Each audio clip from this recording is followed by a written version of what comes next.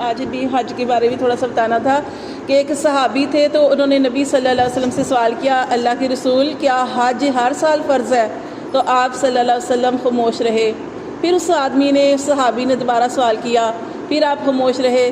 تیسری مرتبہ سوال کیا تو پھر آپ صلی اللہ علیہ وسلم بولے کہ اگر میں کہہ دوں ہاں تو حج کرنا تمہارے اوپر مشکل ہو جائے، اس لیے آپ صلی اللہ علیہ وسلم خاموش رہے۔ حج اس کے اوپر فرض ہے جو صاحب استطاعت ہے، اس کے اوپر حج فرض ہے، اور فرض ہو جائے حج اور حج نہ کرے تو اس کی سزا بھی بڑی سخت ہے۔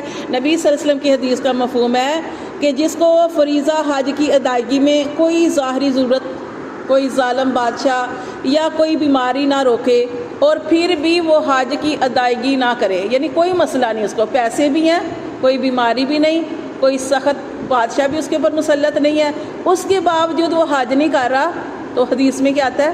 اللہ کو بھی ایسے بندے کی کوئی پرواہ نہیں، وہ ایک جگہ پہ آتا ہے وہ یہودی مرے یا نصرانی مرے۔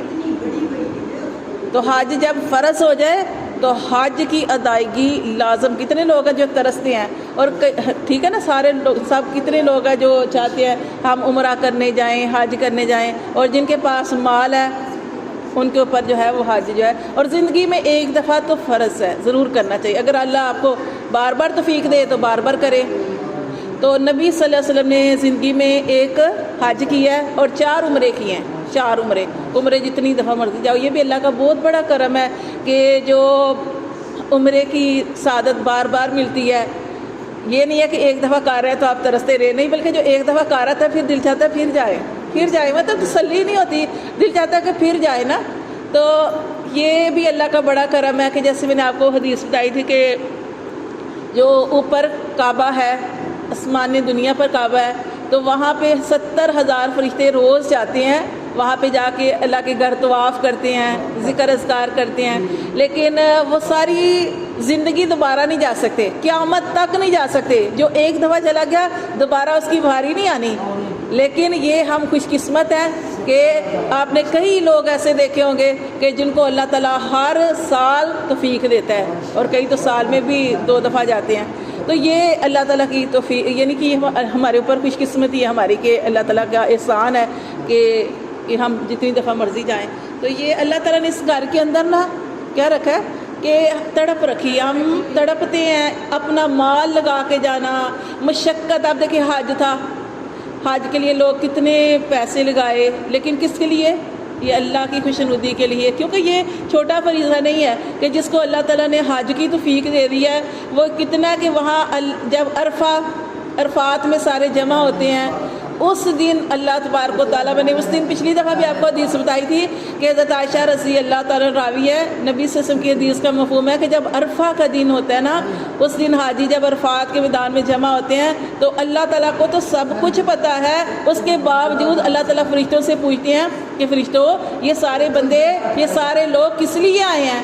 تو اس وقت فرشتے کہتے ہیں اللہ یہ سارے جو ہیں تیرے پاس اس لیے آئے ہیں اپنے گناہوں کی معافی مانگنے۔ اللہ تعالیٰ کیا فرماتے ہیں؟ اے فرشتوں گواہ ہو جاؤ میں نے ان سب کو معاف کر دیا۔ اپنا مال لگا کے گئے، محنت کی، اور پھر رو رو کے اللہ سے اس دن استغفار کر رہے ہوتے ہیں، تو کیا اللہ تعالیٰ فرماتے ہیں گواہ رہنا میں نے ان سب کی مغفرت فرما دی۔ تو جو لوگ حج نہیں کر سکتے ان کے لیے پھر وہ ذوالحجہ کے 10 دن تھے، جیسے ہم لوگ حج پہ نہیں گئے تو ہمارے لیے وہ ذوالحجہ کے وہ 10 دن 10 راتیں تھی کہ اس میں بھی سارے جو ارکان اسلام جمع ہو جاتے ہیں، اس میں بھی جو پھر ہمیں روزہ جو تھا عرفہ کا روزہ، بہرحال اب تو گزر گیا، جو بھی جس نے جتنی محنت کی تو بس اللہ تعالیٰ قبول فرمائے۔ تو یہ ہے کہ نبی صلی اللہ علیہ وسلم کی حدیث کا مفہوم ہے کہ جو شخص نیکی میں داخل ہو گیا، نیکی کیا ہے؟ اللہ کے گھر میں، اللہ کے گھر میں داخل ہو گیا، برائی سے خارج ہو گیا تو وہ مغفرت پا گیا، وہ مغفرت پا گیا۔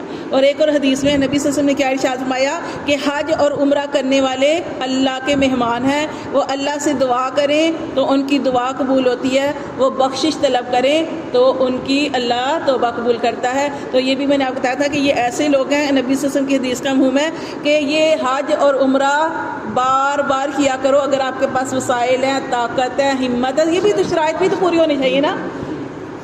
اور یہ جس کے پاس وسائل ہے یا پھر کیونکہ پھر وہ اینڈ پہ تو کوئی وقت ایسا آ جاتا ہے اس وقت لوگ اپنے ماں باپ کو بھیجتے ہیں جب وہ اس طرح طاقت بھی نہیں رہتی. تو اپنی اگر جوانی کے اندر اگر آپ کے پاس مال ہے، ہمت ہے، تو اس وقت یہ جو ہے حج اور عمرہ جو ہے وہ کرنا چاہیے. تو نبی صلی اللہ علیہ وسلم کی حدیث کا مفہوم ہے حج اور عمرہ بار بار کیا کرو، کیونکہ یہ بار بار کرنا کیا کرتا ہے؟ ایک تو گناہوں کو دور کرتا ہے، اور دوسرا ہماری فقر محتاجی کو دور کرتا ہے. ہم کہتے ہیں نا کہ ہم پیسے لگا کے جا رہے ہیں، ہمارے جو ہے مال جو ہے وہ خرچ ہو جائے گا. نہیں، جو اللہ کے راستے میں مال لگایا جاتا ہے اس میں اللہ برکت ڈال دیتے ہیں، اور آپ کو اس سے بھی زیادہ ملتا ہے. بس ایک دل ہے، ایک کوشش ہے، ایک ہمت کرنے کی بات ہوتی ہے، تو اللہ تعالیٰ جو ہے نا اس میں برکت ڈال دیتے ہیں. تو نبی صلی اللہ علیہ وسلم کی حدیث کا مفہوم کیا ہے کہ عورتوں کا جہاد کیا ہے؟ حج اور عمرہ کرنا. وہ بھی ہے، وہ بھی میں نے آپ کو بتایا تھا کہ عورتوں کا جہاد کیا ہے کہ ایک نماز کے بعد دوسری نماز جو ہے آپ اپنے سارے کام جلدی جلدی کر رہے ہیں کہ اب نماز ہونے والی ہے تو آپ جلدی جلدی سے اس کی تیاری کر رہے ہیں، وہ بھی جہاد ہے. ٹھیک ہے. اور حج اور عمرہ کرنا بھی عورتوں کا جہاد ہے کہ ہم اور بھی جگہ پہ پیسے لگاتے ہیں، تو ہمیں اس کے لیے پیسے جمع کرنے چاہیے کہ ہم نے حج کرنے جانا ہے، ہم نے عمرہ کرنا